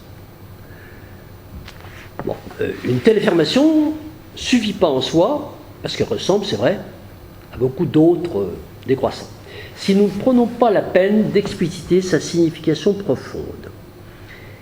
Il faut en premier lieu préciser que le terme non-croyance indique que notre opposition au dogme de la croyance, de la croissance, que notre opposition au dogme de la croissance n'a rien de religieux. Autrement dit, nous n'opposons pas à un dogme religieux, celui de la croissance, à un autre dogme religieux, celui de la décroissance. Cette précision semble une évidence, pourtant elle ne l'est pas, dans la mesure où nombre de positions décroissantes, elles aussi, procèdent de convictions de nature religieuse, parfois maquillées en posture culturelle. Comme le dogme anti-progrès, par exemple, dont Jean-Luc Pasquinet nous a parlé il y a quelques mois. En fait, ce recours à la religion n'est pas nouveau Parce que nous savons déjà, depuis notamment grâce à Ivan Illich, que dans notre société industrielle, les scientifiques ont définitivement remplacé les prêtres. Les adeptes de la croissance sont les principaux paroissiens de cette nouvelle croyance, tout entière fondée sur un catalogue de mythes modernes que Nicolas George Roegen a parfaitement énuméré dans son ouvrage Energy and Economic Myths. Ces mythes, c'est par exemple le mythe du mouvement perpétuel de première espèce, c'est-à-dire croire qu'on peut mouvoir les choses sans consommer d'énergie. Le mythe du mouvement perpétuel de première espèce. Et ensuite le mythe du mouvement perpétuel de deuxième espèce, c'est-à-dire croire qu'on peut utiliser la même énergie continuellement. Et ensuite le mythe de l'homme réussissant toujours à trouver de nouvelles sources d'énergie et de nouveaux moyens de les asservir à son profit. Résumé par la sentence populaire, quoi qu'il advienne, ils ou nous trouverons bien toujours quelque chose. Et puis, il y a encore le mythe de la possibilité d'une activité industrielle libre de toute pollution. Donc, nous voyons bien que, comme je l'ai énoncé en début de cet entretien, l'economicus, l'homo economicus moderne, au même titre que l'Indien Bororo, étudié par Claude Lévi-Strauss, est agi par des mythes qui constituent autant d'unités structurantes de sa pensée. À l'opposé, notre non-croyance en la croissance n'est pas basée sur des mythes, mais sur la constatation de lois physiques. Bien plus, ces connaissances n'étant pas appelées à varier dans le temps, tout au moins à échelle humaine, compte tenu de leur caractère scientifiquement prouvé et non contesté à ce jour, cette posture acquiert de fait un caractère définitif. Alors sur ce point précis, on nous demande souvent quel élément serait susceptible de contredire le pronostic bioéconomique de décroissance inéluctable du processus industriel. Notre réponse, c'est qu'à ce jour, il n'existe aucun élément scientifique pouvant apporter la preuve que la deuxième loi de la thermodynamique et ou que le principe entropique dégradation irrémédiable de l'énergie ne s'applique pas dans toute leur rigueur au processus économique, conduisant de fait celui-ci à son extinction à terme. Si nous ajoutons à ce raisonnement la quatrième loi de la thermodynamique, suggérée par Roegen, qui met en évidence la dégradation de la matière dans le processus industriel, donc pas uniquement la dégradation de l'énergie, et si nous considérons enfin le fait non contestable que notre environnement n'échange pas de matière avec le cosmos, il en résulte bien que le mécanisme physique de la décroissance ne peut être contredit. J'en viens maintenant à l'appellation de résilient politique. L'association de ces deux termes peut surprendre. La résilience relevant généralement de l'activité économique ou technique, mais pas de l'activité politique. En réalité, si on considère que la résilience désigne, comme je l'ai dit tout à l'heure, les capacités d'un organisme à retrouver ses capacités, ses propriétés initiales après une altération, ce concept peut fort bien s'appliquer à la politique et je vais m'en expliquer. Mais d'abord, il faut bien comprendre que dans cette affaire, politique et économique sont intimement liés. La croissance, en effet, n'a pu s'installer dans le monde occidental qu'après les grands bouleversements politiques du début du XIXe siècle, fin du XVIIIe, qui ont permis de construire un cadre juridique indispensable à son fonctionnement et à son essor. Fonctionnement de la croissance. Ce cadre juridique, différent de celui de l'Ancien Régime, en ce sens qu'il ne limitait plus, comme le faisait celui de l'Ancien Régime, l'activité de la nouvelle classe récemment apparue, la classe des marchands, n'a pu être installé que par une prise en main politique totale de ceux qui avaient précisément intérêt, c'est-à-dire les marchands. De notre point de vue, le travail de résilience doit donc se situer aux deux niveaux, au niveau économique et au niveau politique. L'objectif économique concerne la récupération des propriétés permettant le fonctionnement d'un système de production n'utilisant que les ressources renouvelables. L'objectif politique concerne la récupération des propriétés citoyennes nécessaires pour l'instauration d'une vraie démocratie. Une vraie démocratie, pourquoi? Et vous allez me dire, quel rapport avec la décroissance? Eh bien parce qu'il est évident qu'un programme, qu'une politique d'accompagnement de la décroissance, d'accompagnement du déclin, ne peuvent pas être menées dans le cadre des institutions actuelles. Il est en effet évident que ça serait d'aucune efficacité compte tenu de la toute-puissance actuelle de la religion croissanciste, mais il faut préciser un peu cette affirmation. La première explication de la formule « ça serait d'aucune efficacité » peut s'illustrer par la célèbre phrase d'Albert Einstein, que je cite souvent: « On ne résout pas un problème avec le mode de pensée qu'il a créé. » Dans l'hypothèse qui nous occupe, le problème, c'est manifestement la croissance, elle-même créée par le mode de pensée politique de l'oligocratie. Ce problème ne pourra donc être traité, et quelle que soit la façon dont on envisage de le faire, qu'en ayant auparavant modifié notre système de pensée politique, c'est-à-dire remplacer l'oligocratie, comprenez bien sûr la démocratie représentative, par un autre système, sans que nous soyons en mesure, à ce stade du raisonnement, de déterminer avec certitude celui qui conviendrait le mieux. Donc il ne sert à rien de proposer un programme politique constitué de mesures concrètes sans avoir auparavant proposé une modification institutionnelle globale. Ceci est un premier point d'importance. Le deuxième point concerne tout simplement le critère de faisabilité des choses. En effet, à partir du moment où il est avéré qu'une majorité de citoyens s'exprimant démocratiquement ne souhaite pas ralentir la progression de son PIB, ni renoncer à l'augmentation de ses revenus, ni de se détourner des avancées technologiques pour l'utilisation des instruments dans sa vie quotidienne, il n'est pas d'autre utilité de prôner qu'il le fasse que celle de se faire plaisir en le prônant. Il est par ailleurs symptomatique que les décroissants volontaires n'avancent jamais l'idée d'une consultation populaire par référendum sur le sujet, et ceci pour la raison probable qu'ils savent très bien par avance quel en serait le résultat. Cette évidence constitue une deuxième raison pour ne pas proposer de programme de décroissance. En réalité, ma réponse à ces questions serait plutôt oui, on peut craindre qu'une politique de décroissance soit menée dans le cadre des institutions actuelles, mais pas par nous, naturellement, mais par une minorité totalitaire qui utiliserait les possibilités du système représentatif pour imposer au plus grand nombre ses volontés particulières.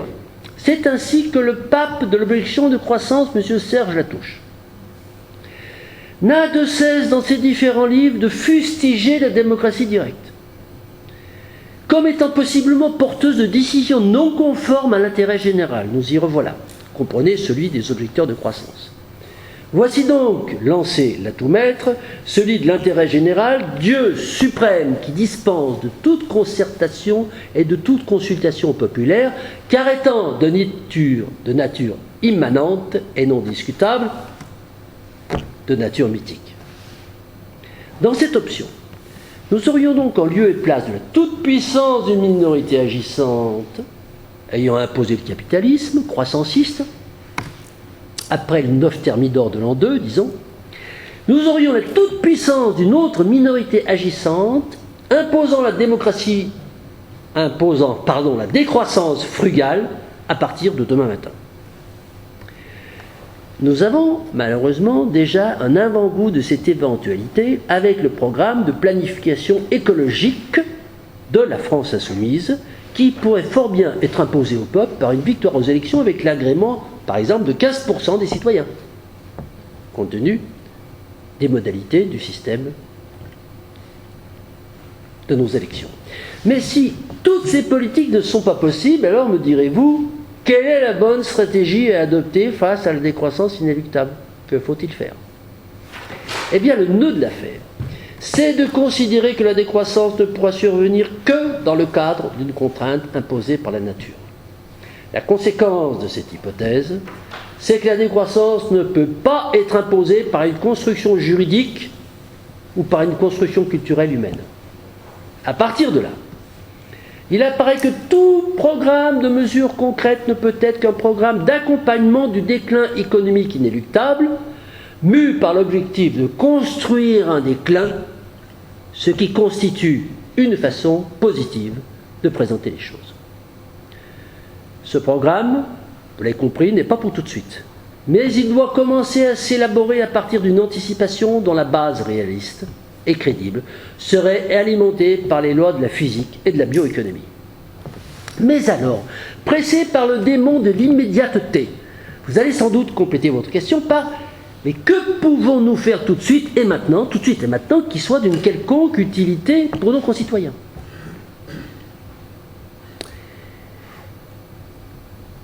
Nous répondrons à cette question et sans hésitation que la première chose à faire, et de loin la plus importante, c'est de lancer l'alerte. Une alerte sous forme de raisonnement rationnel, logique et en fait scientifique, dont l'objectif est double. 1. Démontrer que le processus économique basé sur l'utilisation des ressources naturelles finies contient en lui-même l'inéluctabilité de son extinction. Première idée qu'il faut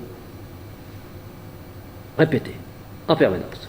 Deuxième idée, laisser entrevoir que le trajet progressif vers un processus économique n'utilisant que les ressources naturelles renouvelables, dans la limite de leur renouvellement, est porteur d'énormes satisfactions et d'énormes avantages d'autre part. C'est donc de ce point de vue un rôle d'éducation populaire que nous nous sommes assignés. Dit autrement, si nous considérons comme inévitable la faillite du système croissanciste, voire mon livre et ma conférence La faillite annoncée de la société industrielle, il paraît évident de ne pas faire gérer cette faillite par ceux qui l'ont générée, parce que dans le cas contraire, ce serait comme si un tribunal de commerce, ici, le peuple, nommait un chef d'entreprise en faillite, ici le système oligocratique, en tant qu'administrateur judiciaire de sa propre entreprise en proie à la déconfiture. Alors, vous allez certainement me poser maintenant une autre question. La démocratie directe est-elle la solution au problème de la décroissance ? Je tiens à affirmer tout d'abord notre rejet catégorique du terme solution. Ni notre constitution nouvelle en démocratie directe, ni notre programme pour une société de l'après-croissance, les deux principales plateformes ressources élaborées lors des travaux du groupe de réflexion démocratie directe et résilience, dont je suis ici le porte-parole, ne sauraient être présentées comme des solutions à l'enjeu de la construction du déclin, mais comme de simples pistes qu'il conviendra aux citoyens de suivre ou pas. Ces deux projets, bien que possiblement complémentaires, ne sont pas de même nature. La Constitution démocratie directe, que j'ai eu plaisir de vous présenter ici fin novembre, pourrait très bien être mise en place tout de suite et maintenant, sans attendre la décroissance. Et bon, c'est elle qui constitue le principal support de notre action politique, mais bon, là n'est pas l'objet de notre entretien.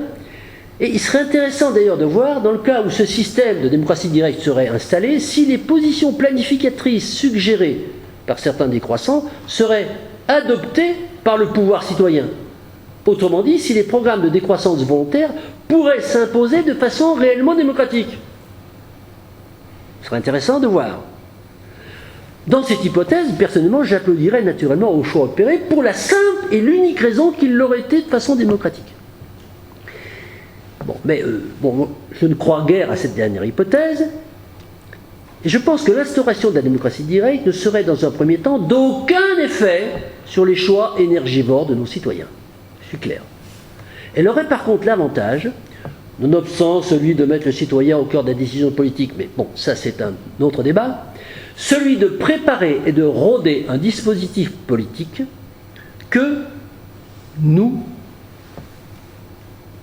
constructivistes, considérons comme étant le plus adapté à l'impératif de résilience déjà évoqué précédemment et à la nécessité de modifier les procédures de prise de décision pour construire le déclin économique.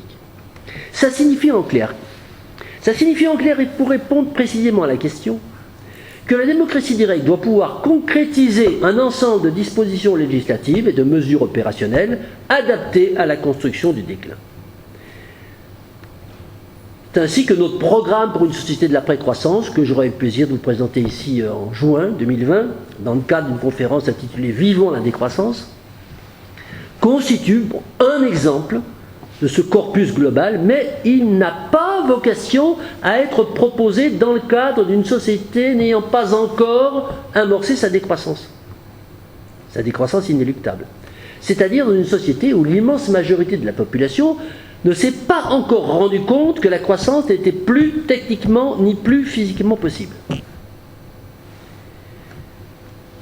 Il faut préciser également, et ça revêt une importance fondamentale, que ce programme n'a pas vocation non plus à être proposé dans le cadre d'une société n'ayant pas encore opéré sa mue vers la démocratie directe. Ce qui signifie qu'il n'a pas vocation non plus à être proposé dans le cadre des élections de l'oligocratie actuelle. Enfin, j'insisterai pour terminer sur le fait que ce programme a été conçu pour être débattu, amendé, voire chamboulé au sein de l'ensemble du réseau des agoras citoyennes qui doivent constituer le système de la démocratie directe par le peuple et uniquement par lui. Je vous remercie.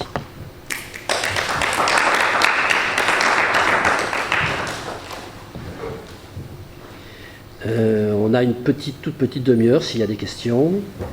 Souvent ce soir, il faut qu'on termine à 21h pile, parce qu'on est vendredi qui précède les vacances de Noël. Vous avez dit que le seul modèle sustentable qui a existé jusqu'à aujourd'hui pour la planète était le modèle chasseur-cueilleur. Je voulais juste dire que je ne suis pas d'accord du tout et que pour moi c'est faux parce que justement c'était des sociétés qui se déplaçaient, qui n'avaient pas d'habitat, ils se déplaçaient justement parce qu'ils avaient l'épuisement de leurs ressources. Ils étaient par conséquent obligés de se déplacer à un autre endroit. Voilà. D'accord. Bon, alors voilà un sujet de débat très intéressant. Le modèle chasseur-pêcheur-cueilleur qui a précédé la révolution néolithique, qui a duré, disons, 2 millions d'années, était-il un système durable ou pas? Alors, bon, moi je pense que oui. C'est assez difficile d'en débattre. Toujours est-il que ce que vous décrivez, ça me paraît plutôt être le moment où la révolution néolithique s'est installée. C'est-à-dire que les chasseurs-pêcheurs-cueilleurs ont cessé. Alors on ne sait pas. Alors c'est aussi un sujet d'étude au niveau des paléontologues extrêmement intéressant. On ne sait pas pourquoi. Je ne pense pas qu'aujourd'hui il y ait une vérité scientifique qui soit capable d'affirmer les raisons pour lesquelles le système chasseur-pêcheur-cueilleur s'est interrompu. Bon, pas en 5 minutes, ça a pris à peu près 2000 ans, avec des disparités selon les emplacements géographiques des individus. Pourquoi? Qu'est-ce qui s'est passé pour que le système chasseur-pêcheur-cueilleur, qui avait quand même duré 2 millions d'années, donc même s'il n'était pas durable, on a quand même l'exemple de quelque chose qui a duré 2 millions d'années, pourquoi ça s'est arrêté? Enfin, pourquoi ça a été transformé en système de sédentarisation, agriculture, artisanat, industrie, prédation des ressources naturelles finies, puis aujourd'hui, système industriel croissant. Voilà. Alors, après, on peut avoir les convictions qu'on veut. On peut dire que... alors, je vais retraduire ce que vous dites, mais sous votre contrôle, évidemment. Vous dites, non, le système chasseur-pêcheur-cueilleur n'était pas durable parce qu'il s'est arrêté. Bon, très bien, moi je vous répondrai, il a duré 2 millions d'années. Donc, si aujourd'hui on a une mouvance décroissante qui nous dit on a un système qui dure 2 millions d'années, je pense que tout le monde va être preneur. Voilà. Si on dit simplement on réduit la voilure, ça repousse les problèmes à 50 ou à 100 ans, ça devient quelque chose qui n'est pas intéressant. Voilà. C'était dans ce cadre-là que je faisais la comparaison avec les chasseurs-pêcheurs-cueilleurs. En disant que c'était le seul système, effectivement, j'ai dit, c'est le seul système connu à nos jours qui est durable à l'infini. Alors, je rectifie, qui peut durer 2 millions d'années. Mais pas avec la densité de population actuelle qu'on a sur Terre. Système. Alors, le système tel qu'il était. Le système tel qu'il était, il a duré 2 millions d'années. C'est réflexion. Je dis, ce qui me semble intéressant, c'est que l'humanité prenne conscience qu'elle est comme ce que vous avez employé là, comme un seul humain, comme un organisme en fait, et qu'on change réellement, radicalement de façon de faire, qu'on abandonne des relations fondées sur la concurrence, parce que tous les gouvernements du monde ont la compétitivité comme cellule, on a du mal à s'en sortir, et donc la croissance, et qu'on passe au partage et à la coopération. Il faut que l'humanité se reconnaisse pour ce qu'elle serait, c'est-à-dire une fraternité qui s'ignore. Et pour ça, alors là, c'est sans doute pour ça aussi que tout le monde regarde ailleurs, c'est qu'il y a l'affirmation qui est répétée depuis bientôt une quarantaine d'années, qu'il y a à nouveau dans le monde un être d'une envergure exceptionnelle, qui est là pour galvaniser les opinions publiques, pas pour faire les choses, mais oui, je sais, ça suscite beaucoup d'ironie, je sais bien, mais ces infos existent, et on mériterait qu'on s'y intéresse un peu plus, parce que, je répète, c'est un support de diffusion tel qu'on regarde ailleurs. C'est pas satisfaisant intellectuellement, humainement parlant, de faire semblant que ça n'existe pas, alors que je sais que les grandes rédactions, les grands médias savent très bien l'existence de cette histoire. Maintenant, c'est pas un sauveur comme imaginent certains religieux, tout ça, c'est juste un instructeur. C'est l'humanité elle-même qui se sauvera si elle le décide, parce qu'elle va libre arbitre, et qui se retroussera les manches, parce que réorganiser le monde, ça va sans doute pas être une mince affaire. Oui, mais bon, j'ai parlé de la composante spiritualiste dans la notion de décroissance.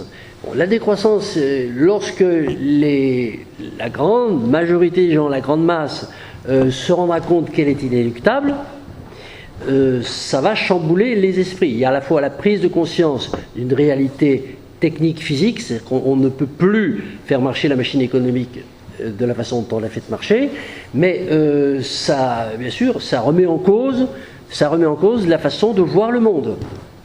Et on peut à ce moment-là tout imaginer, bien entendu.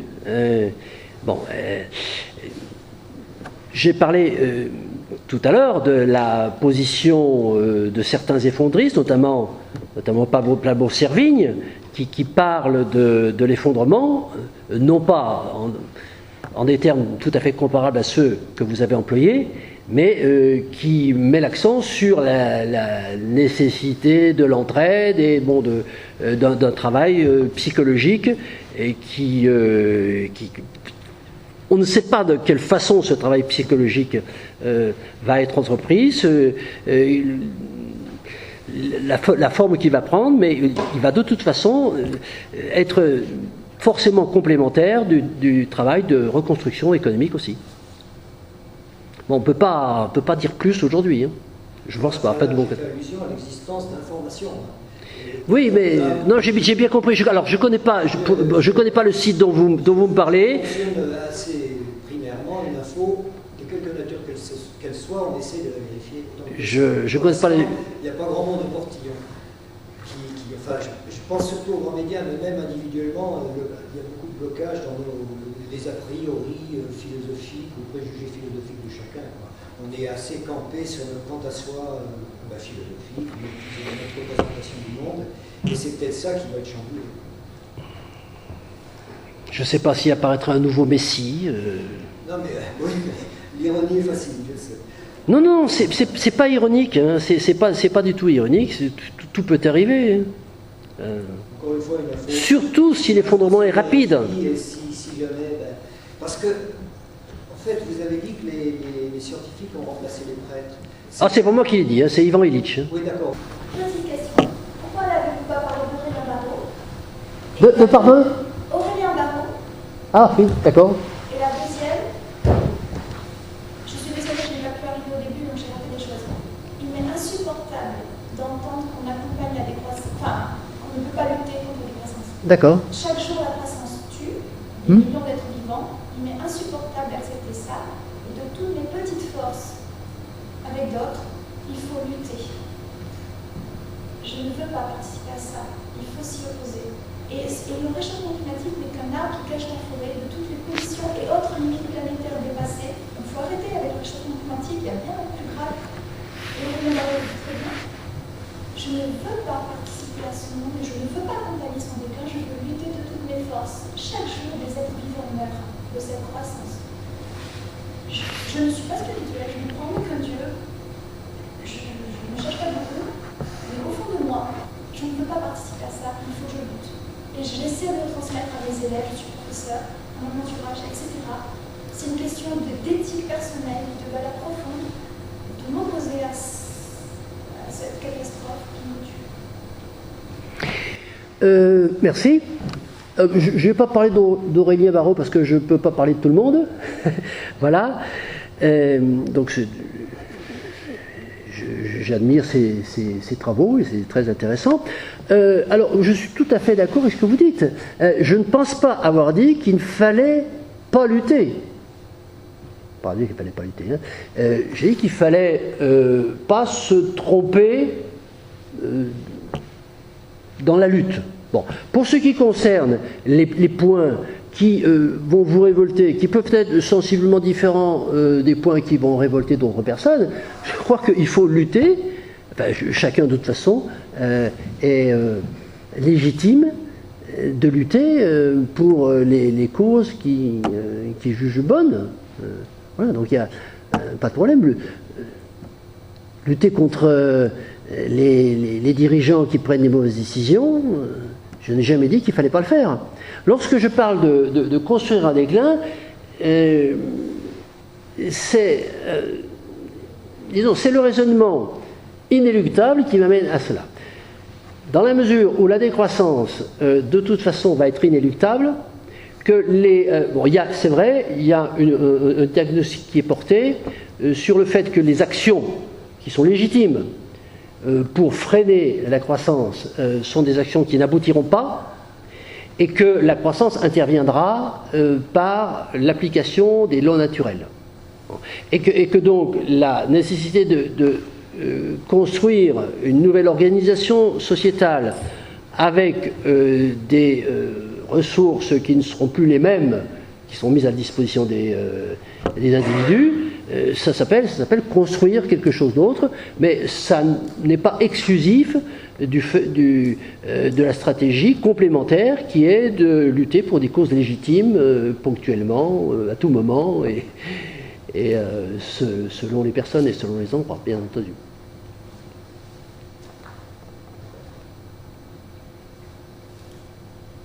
Ouais, ben voilà, c'est ça, c'est que j'ai eu l'impression que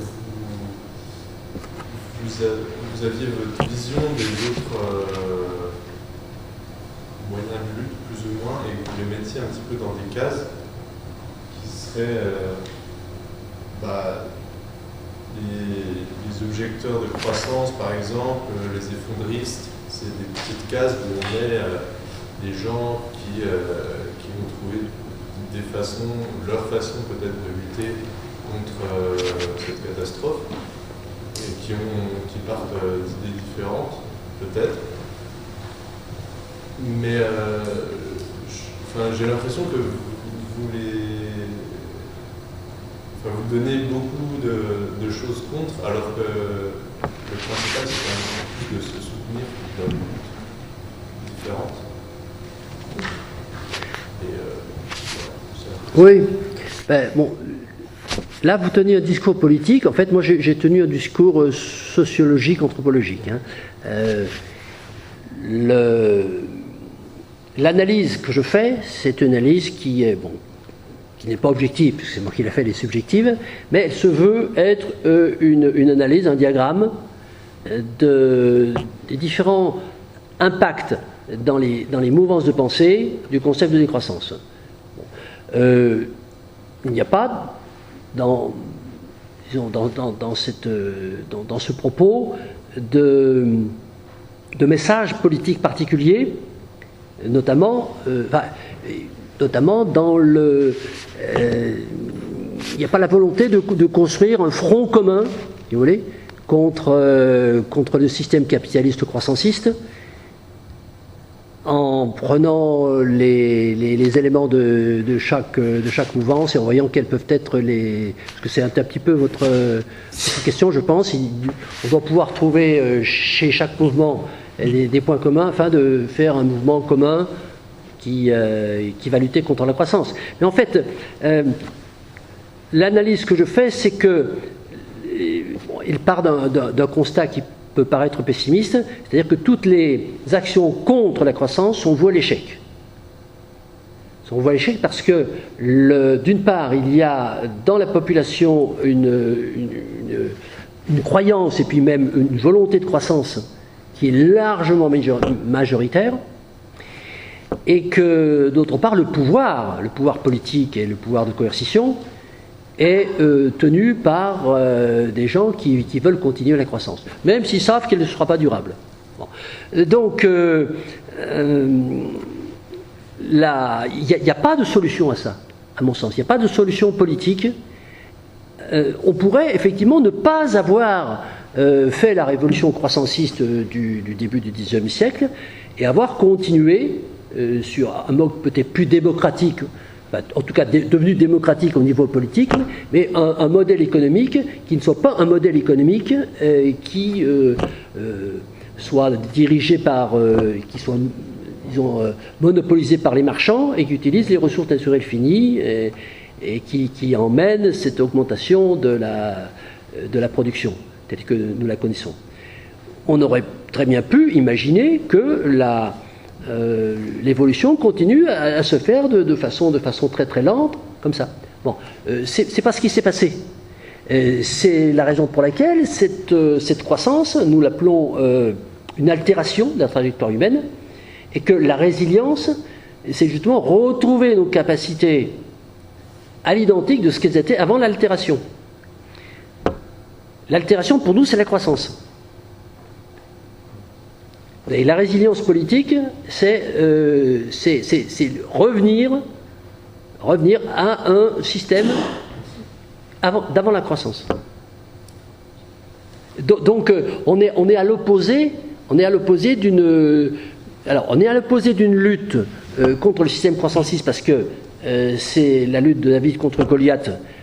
On a en face de nous, disons, une infrastructure beaucoup trop puissante, et que cette infrastructure de toute façon va être détruite, va disparaître de par l'application des lois naturelles, et il va falloir ensuite mettre une nouvelle organisation sociétale sur un système économique qui sera inéluctablement différent.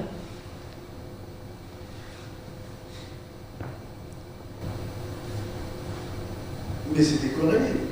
Il me semble que tu as dit en fin de conférence que ce que tu appelles toi démocratie directe, je suis toujours pas d'accord avec ce terme, mais c'est possible tout de suite et sans aucun rapport avec une question ou un questionnement sur le problème de croissance, de décroissance. C'est tout à fait décoré. C'est tout à fait décoré. Le fait de mettre en place un système démocratique résilient politiquement, comme tu le dis. Oui. Et le fait de questionner sur la question de la décroissance. Je ne comprends pas le mot décoré. Décorrélé. Ah, décorrélé. D'accord, oui. J'ai dit que c'était décorrélé. C'est-à-dire qu'on peut. Non, j'ai dit qu'on peut installer aujourd'hui la démocratie directe, c'est un autre combat. Mais je dis aussi que le pronostic que je faisais, c'est que la démocratie directe n'allait pas accoucher d'un système économique qui allait arrêter la croissance. Bon, par contre, la décroissance, on n'a rien à faire, juste à attendre. Oui. Et on s'occupe que de démocratie, en fait. C'est ça, grosso modo, ce que j'entends. Oui, c'est ça. Ouais. C'est ça. Alors, disons que la démocratie directe nous semble une des possibilités. Aujourd'hui, elle est une réponse politique, mais ce n'est pas l'objet de ces conférences. Dans le cadre de l'accompagnement du déclin, puisqu'on parle de la décroissance, alors on parle surtout des différentes mouvances. Hein. On n'en est pas. C'est pas une conférence sur la politique de décroissance. Bon. Mais si on en parle 5 minutes, une politique de décroissance va devoir être menée par un système d'organisation sociétale, un système politique. Ça ne peut pas être le système politique qui a fabriqué la croissance, c'est-à-dire le système oligocratique. Donc il faudra que ce soit un autre système. On propose la démocratie directe, mais de ce point de vue-là, on ne dit pas que la démocratie directe est le système qui est le seul possible pour mener l'accompagnement du déclin. On a d'ailleurs un certain nombre de décroissants inéluctables qui pensent qu'un gouvernement autoritaire et monocratique serait mieux adapté pour gérer le déclin. Oui, mais moi, déclin ou pas, je pense que la démocratie, c'est important. Non, non, mais c'est un autre débat. Oui. On aura suffisamment l'occasion de parler, c'est pas le débat de ce soir. Oui? Pourquoi on a mis Jean Covici dans les technocrates pour croissance verte plutôt que dans les effondristes? Ah, mais il n'est pas effondriste, Jean Covici. Il n'est pas du tout effondriste, hein, Jean Covici. Jean Covici, il est green business, hein, c'est-à-dire que sa société Carbon Cap, elle fait des audits payés par l'ADEME dans les, pour faire simple, dans des usines avec des chenilets qui envoient du CO2 dans l'atmosphère. Lui, là, avec ses tuyaux, il prend le CO2, il fait descendre avec l'argent du contribuable dans les sous-sols. Voilà, donc c'est technocrate. J'ai moins étudié Et puis, il est nucléariste. C'est-à-dire que, alors, Jean Covici est quelqu'un de très intéressant pour les gens qui prennent pour première fois connaissance de la décroissance.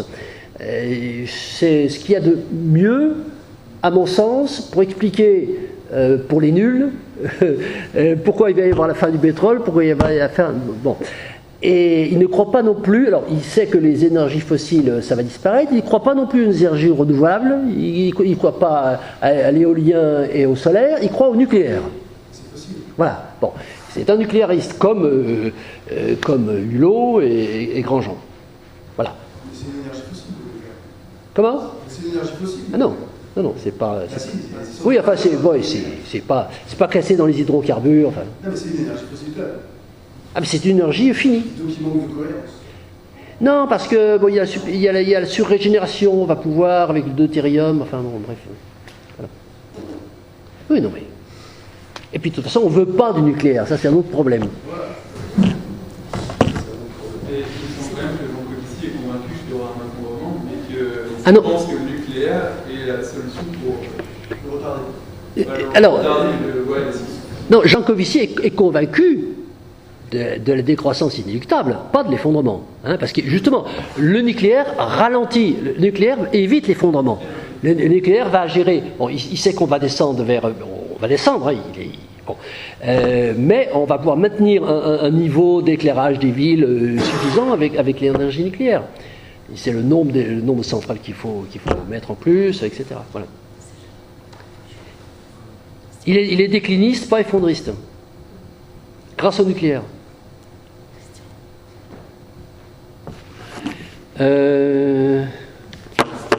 Oui. Dernière question. Rapide. Vous ne trouvez pas que il y a une transition qu'on espère tous, hein, et on espère tous à la paix, la justice, la liberté pour tout le monde, mais il me semble que la question sociale n'est pas assez évoquée parce que le travail humain est de moins en moins nécessaire du fait des progrès de la technologie. Et ça fait que les inégalités montent jusqu'au ciel, que pour l'instant les gains de productivité sont empochés par l'oligarchie dont vous parlez de temps en temps, et je suis là-dessus. Et voilà, et quand de plus en plus les gens ont des petits boulots n'arrivent pas à vivre. Oui. Alors, ça, et sans parler des différences de niveau de développement des différents pays. Très rapide, très bien. J'ai compris vos questions, je réponds très rapidement parce qu'il n'y a plus qu'une minute. La civilisation industrielle qui a 200 ans, elle a amené une croissance du PIB de façon extraordinaire, une élévation du niveau de vie, mais elle a creusé les inégalités. Les inégalités sont 100 fois plus élevées que sous l'Ancien Régime. C'est-à-dire que la différence entre celui qui est pauvre et celui qui est riche, l'écart a augmenté. Donc c'est un exemple. Et, il y en a d'autres, mais c'est l'exemple le plus criant de l'échec de point de vue social. Hein. Ça marque l'échec du système croissanciste. Voilà. Alors, de toute façon, ce système, il est voué à l'extinction. Fort aussi de l'enseignement qu'on peut tirer du fait que la croissance industrielle, ça a amené justement l'inégalité, ça a développé beaucoup plus les inégalités qui n'étaient par le passé. Ben, on peut espérer que Le système qui se mettra en place ensuite avec une basse énergie, voire uniquement avec des énergies renouvelables, partira sur d'autres bases. Voilà. Je vous remercie.